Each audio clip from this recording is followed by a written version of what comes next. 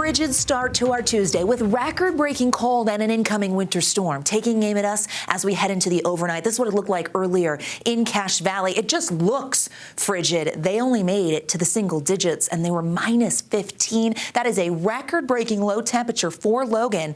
Daily record low, so breaking that record. So Arctic air seeping into northern Utah overnight, and now that colder core is moving east, but we will still stay below average. Only made it to 9 in Cache Valley, freezing in Salt Lake, 20s in Provo and Vernal and Wendover, some 30s in the central portion of the state. A few spots made it into the low 40s. St. George, the warm spot at 54, which is average this time of year for Washington County, so that Arctic air didn't spill too far south. So it was a cold day. We knew it would be, and this is what it looked like out there from the ABC4 studios for the evening. Clear skies with a window of high pressure, but that's not going to stay. As we look at our highest wind gusts, even the smallest numbers when you have that cold air make the wind chill even harder to stomach.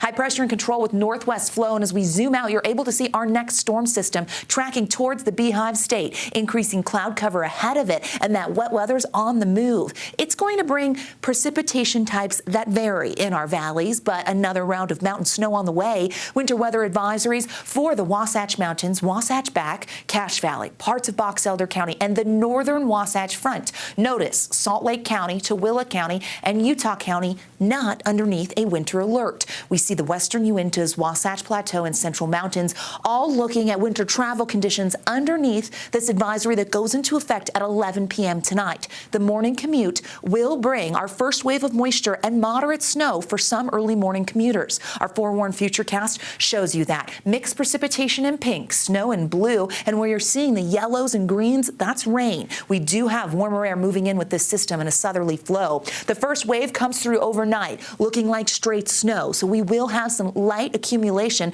due to this first wave before we start to see rain and mixed precipitation mixing in. Here we are by 6 a.m., which means the northern Wasatch Front will see a wintry travel when it comes to the commute, and our mountains are going to get snow. We've got wet weather in the West Desert, and we know as we get to about 8, 9 a.m., we see rain transitioning in. Some will see a sloppy, wintry mix. Other spots will see straight rain in the valleys. We watch as that wave clears by the afternoon, but by the evening, here we go again. Snow in the mountains, rain for the valleys, and there are some spots that could be a straight snow event, looking like the best chances in Cache Valley and Weber County north to the state line. The mountains will see straight snow. We will see this precipitation dwindle by early Thursday morning. UDOT putting out slushy commute conditions, and what you're seeing in red, periods of moderate to heavy road snow, most likely for northern Utah and our mountain routes. But you want to give yourself some extra time for that Wednesday morning commute.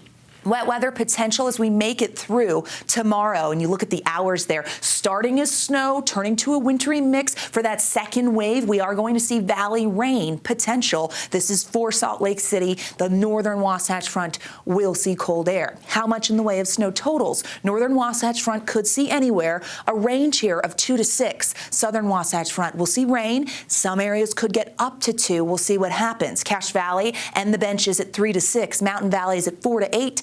The northern mountains and the cottonwoods look to be the best when it comes to snowfall, and they will benefit the most. We don't finish. We quiet down for the close of the work week, and now we're watching the potential of an active pattern heading into the weekend with another storm. Teens for the overnight in places like Cache Valley and southwestern Wyoming. 20s for the Wasatch Front below freezing in St. George. Highs tomorrow warming up with that warm air moving in, bringing us to 40 in Salt Lake. And we'll see 30s in places like Cache Valley, 30s on the eastern side of the state, 40s in Moab, and 54 in St. George. Speaking of, Washington County shows a warming trend with wet weather by the weekend, and the Wasatch Front brings our midweek moisture and the potential of rain as we head into the latter half of the weekend and into next week. We'll send it back over to the desk.